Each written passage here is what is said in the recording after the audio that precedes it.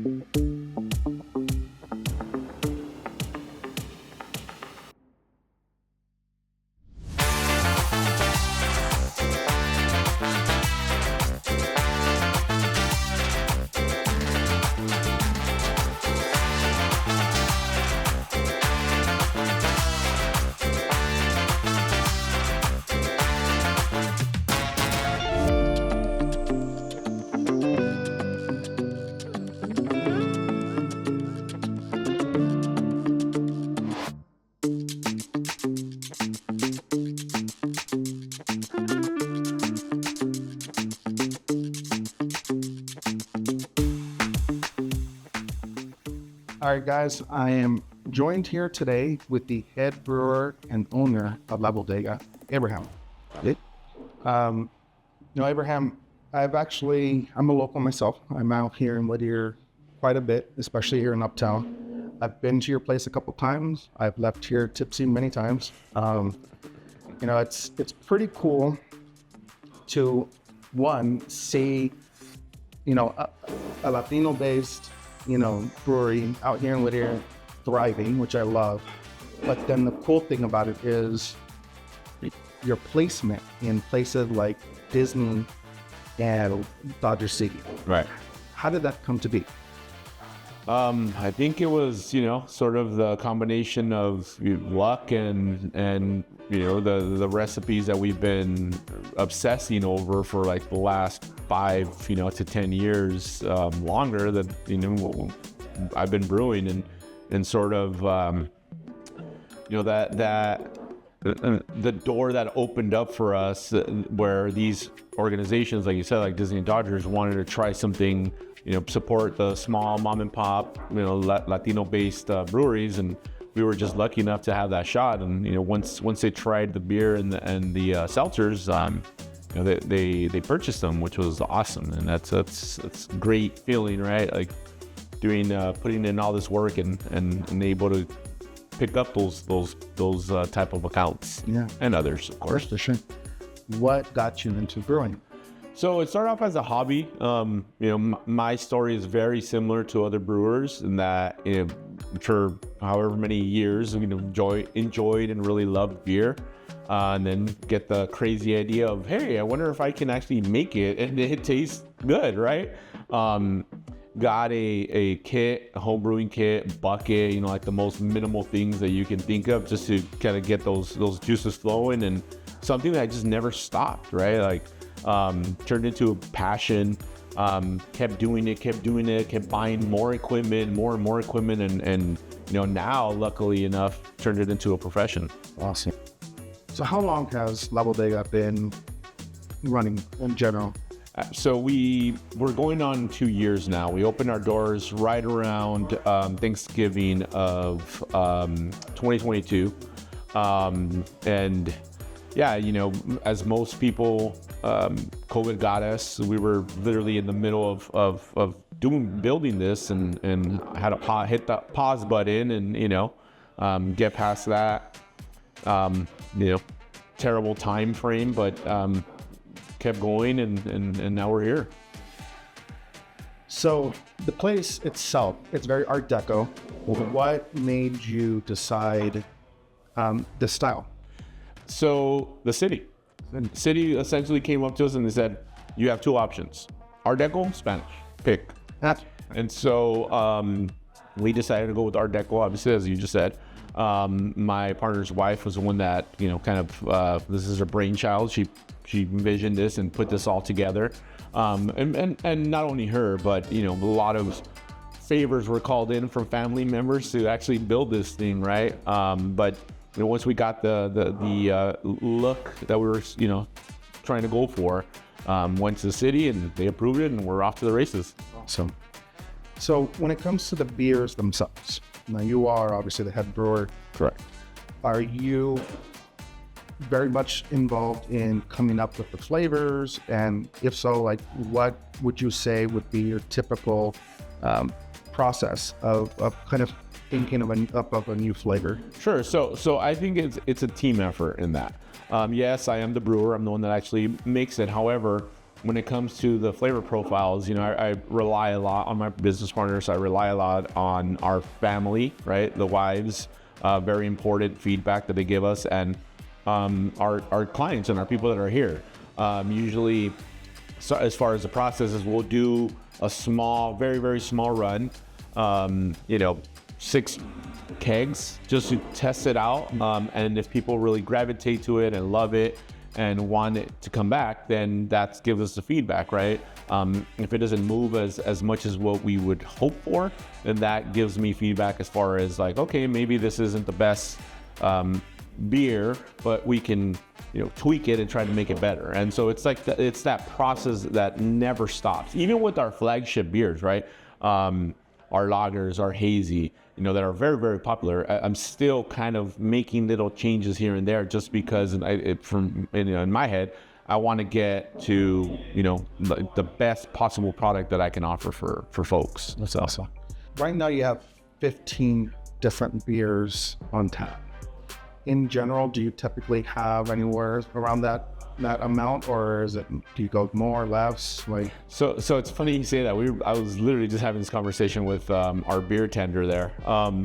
We have at the moment 22 beers, I want to say. We just can't offer them because we don't have enough taps, and so that's also a conversation that we've been having with our, you know, my business partners and whatnot about putting in more taps, because we want to, you know, sort of hit that A through Z profile for folks. Not, you know, everyone likes lagers, not everyone likes double IPAs, not everyone likes hazies, right? So we want to be able, seltzers, we want to be able to really, you know, offer something for everyone, right? Of all ages, of all ages and of, you know, different backgrounds or whatnot, or tastes profiles, right? So, yeah.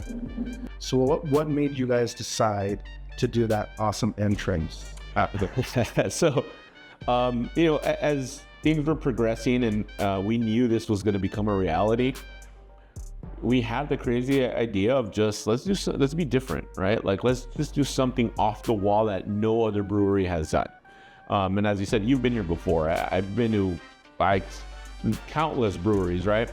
None of them are like what we built, and that was done very intentionally. That was done on purpose.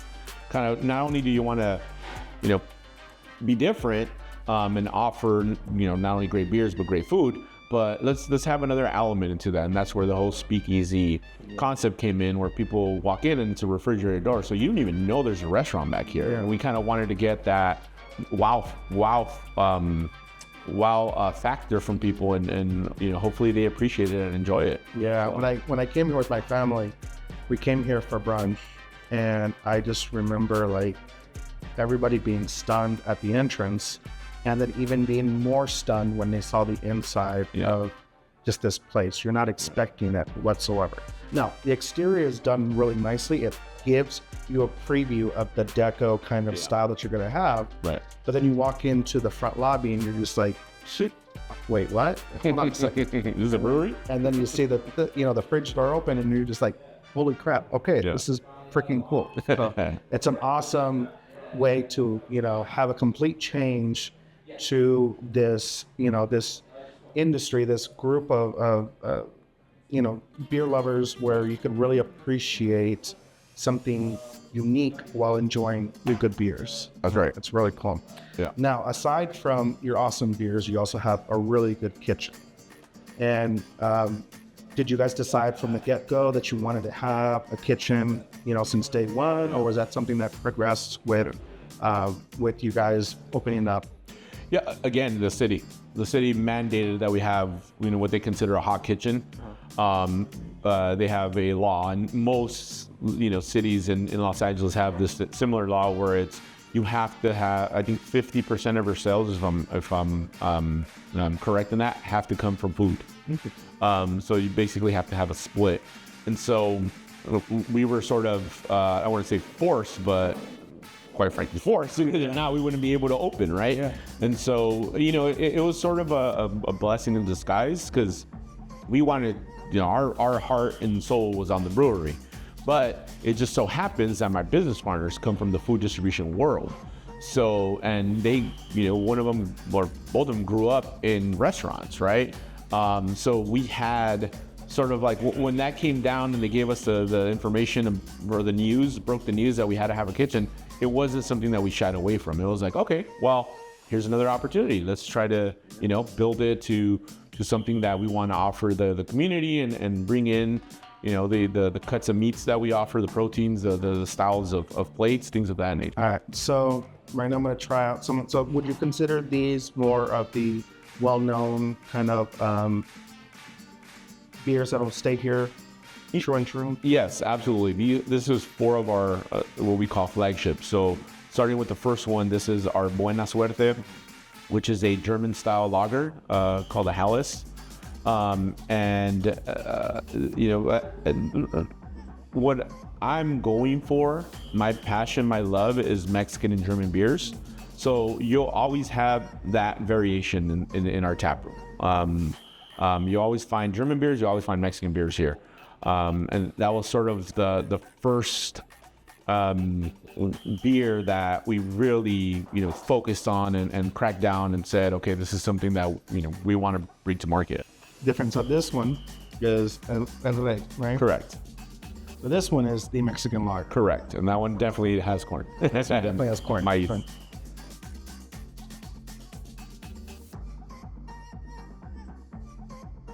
Cool. Super light. Really refreshing. Out of these 4, which one would you say is your favorite? Me personally, I love dark lagers, so I'd go for number 4, which you'll get here in a bit. I'm also a big coffee drinker, so it's reminiscent of that, coffee sort of chocolatey, toffee flavors. Also the Himoto, which is you're about to dive into. This is our Japanese style lager made with rice. That one's becoming extremely popular for clients here, and for a while we didn't have it, and people kept asking, so it's like, all right, well, gotta put it back. All right, so let me try out what's this one called? This is Mala Suerte. This is a Mala. You gotta have the Buena Suerte and the Mala Suerte, right? That's hand in hand. So you like it? Yeah, that's good. Hello. So who comes up with the names? Again, it's a team effort. Mostly our head of department, our head of marketing, which is my business partner. he's the CEO and the janitor, all wrapped into what he does it all, right? A to Z. But normally it's like, we'll throw out a name and then we kind of, wordsmith it, go back and forth, and then we'll land on a name that we all like, and then we run with it. Also, we try to bring in the team, our staff here. They've named quite a few beers as well. I give them the style, give them the ABV, I give them all of the description, and they'll come up with a name. And if we like it, it's catchy, it's funny, whatever it is, we just run with it. So want to bring them in the process as well. That's really cool. Well, Abraham, I really appreciate you giving us time to come down here, check out your awesome place. Anytime. I'm looking forward to sharing this with everybody. One of the main reasons why I created this channel was to show places like this. It's, again, I'm a local, and it took me, quite some time to find this gem, and it's just like, these kind of things are what I aim for, and I want places like this to thrive because they deserve, you take the time to create such great products, an incredible atmosphere, and I'll have to give it to your branding, your design, and all that stuff, like right on point. So, but again, I appreciate the opportunity for us coming down here and for you, kind of giving us a behind the scenes look at your place.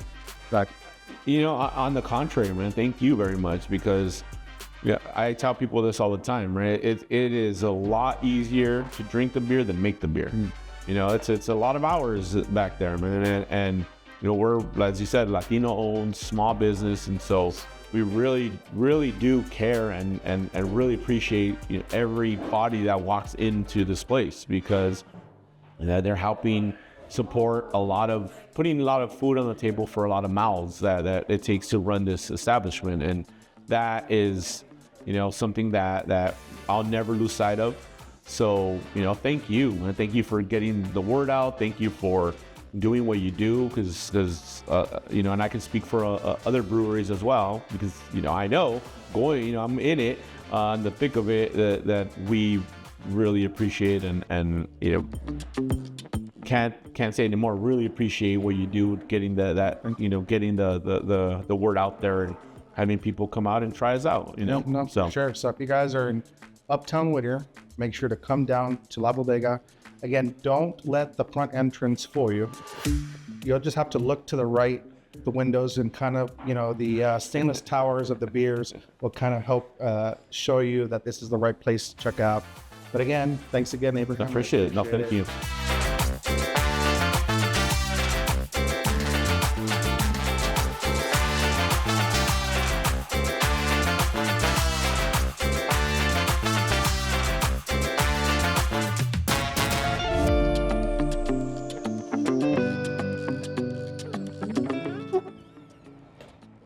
All right, guys, so that's it for La Bodega. You come here for the beer, you end up staying for the beer, food, and atmosphere. And it's such an incredible place that you definitely have to check out anytime you're out here in the historic Uptown Whittier. Also, make sure that if you're at Disney or at Dodger Stadium, enjoy one of their awesome beers. Until next time, cheers to the journey.